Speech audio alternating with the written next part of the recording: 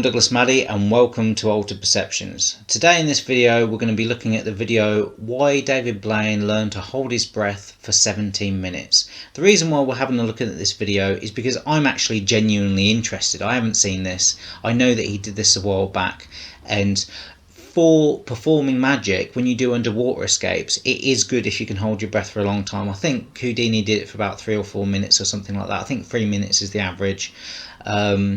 I've done it loads of times. It's better if you can put yourself into a position where you can access oxygen while you're under the water through some means, but because it's a very dangerous thing, because obviously you could drown. But I'm actually interested in how he managed to hold his breath for 17 minutes, because I know deep sea divers that don't even do it that well. So unless he's just breathing pure oxygen or something, because the normal human breath, you can only hold it for so many minutes. The method that I use for holding my breath is called the Wim Hof technique. And so basically what that is, that's where you kind of like hyperventilate, or it's got another name for it, I forget what it's called, but you kind of breathe in and out loads, and then that oxygenates the blood, and then you can hold your breath, whether it's holding it in like that or just let all the air out of your body and just relax. The whole thing to do is to keep the heartbeat low. There's various different techniques, and there's various different methods, but they all kind of revolve around that same format of being able to sort of like hyperventilate and then go into holding your breath. So I want to see what David Blaine actually does. I learned how to hold my breath. And the reason I learned how to hold my breath was simply because I was on the swim team at the Y also, and the other kids would swim back and forth and they'd destroy me because my feet didn't function perfectly well. Yeah, just to make a few points here, like the way David Blaine's talking, I've never seen him like this before. He's very talkative. And what I learned is that if I didn't breathe, if I just swam, it would save me time because I didn't have to move my head, dip it out, and, right? So I would just swim. And the coach would yell at me, but suddenly I was no longer in last place. I was like now second and sometimes first. And that began my oh, God, you can actually do what the coach doesn't think is possible. You could swim there and back without breathing. With regards to swimming, I've had the same thing as well. I struggled with swimming just because I tended to sink, and I just didn't have a very good technique. I was never a confident swimmer. I wasn't really taught well.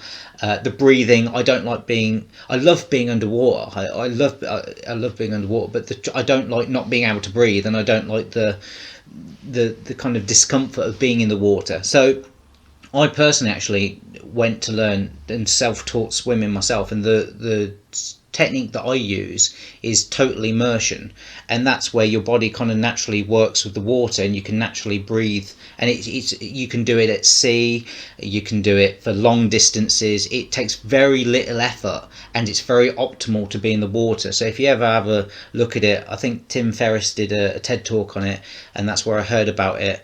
Total immersion. It's a great swimming technique, and I went from really struggling to be able to go from one side of the pool to the other, and it really exhausted me, and using all my energy and making loads of bubbles in the water, and just to then, once I mastered the technique, and it was about an afternoon, maybe a couple of sessions swimming like that, I could just go back and forth, and it was just brilliant. I was a great swimmer, and so swimming and breath holding is obviously, they have to work very well together. So I can really appreciate what David Blaine's saying here. And when I went to do later on, when you're doing underwater escapes, if you've got chains and handcuffs and straitjackets, then if you're a good competent swimmer and you know how to maneuver yourself in the water, then that obviously makes all the difference, because when you're in that environment and you're not confident, you panic, you're going to have an accident. Whereas if you can remain calm when you're shackled up and you're underwater, and you're cool, you know what you've got to do, you can make the water doesn't get the better of you, and the circumstances and the pressure doesn't get the better of you. The breath holding thing is all about like a CO2 buildup in your bloodstream, and it's about a tolerance level to it. So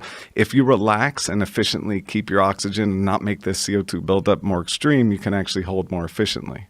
So when you have that feeling, everybody has that feeling where you need to breathe. It's not an O2 deprivation. Right. It's a trigger from a CO2 buildup, which is giving you an alert that, for example, in 20 minutes from now, you will not recover. So when I was a kid, I heard, as I start reading about Houdini, his like proud record of his lifetime, and he's the underwater escape king for 100 years ago. And he was around the best swimmers, and he had access to, and he got up to 3.5 minutes. So by the time I was like early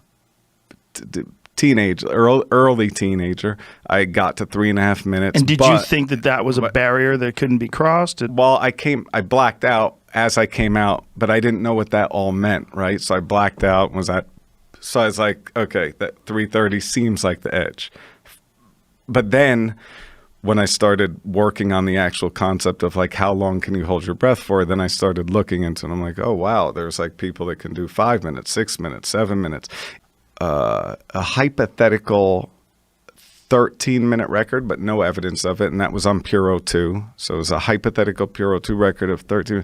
When you say on Pure O2, what's the process? That flushes everything out and so you start oxygenates Pure your body. O2, you hold on to Pure O2, and then you go under? I purge really hard on Pure O2, so which is like hyperventilation, which gets rid of the CO2 and gives you more room for oxygen. Again, it's called purging. I call it hyperventilate. It's a similar thing. Again, I really recommend Wim Hof for this. There's got loads of videos online to teach you how to hold your breath for longer and how to maintain the breath. And again, what David Blaine is very similar to what Wim Hof does. He's broken many world records. He's known as the Iceman, and he puts himself in these extremities and survives. And not only survives, but he thrives in those environments. And there's something miraculous that's kind of happening in the body that, although you can technically explain it, it's still, for the average person, for the layman, it's really quite incredible what the human body is capable of.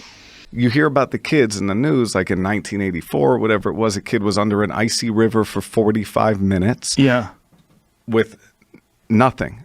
Blacked out, unconscious, underwater for 45 minutes. They rescue him out, pull him back, recover him, and full recovery. So there's something that the body does that we don't understand. But if you actualize, so because he blacked out and because it was so cold, the blood shunting occurred. We're all like the same as when you get cold. The blood rushes away from the extremities and protects the vital organs. And because he didn't inhale the water, because he was completely out of it, when they recovered him, they didn't even have to get water out of his lungs, and he was perfectly fine. Wow. So, but that just shows you that there's like certain levels of what the body can tolerate that we have no idea. So this breathing technique, you're essentially exhaling more than you're breathing in. So you're breathing a small amount in, and then that I fill up everything for full, but I mean full like top to bottom, hold for a second, and then exhale slowly. And I like, for example, if when we're done here, if you have 20 minutes, I'll get you up to a 4.5 minute breath hold in 20 minutes. And this is just through these breathing techniques. Yeah. When we're done with this, I'll show you how to do it. And you will get up to 4+ minutes for sure. Thanks for watching. Don't forget to subscribe to our YouTube channel and you'll be notified of our latest videos.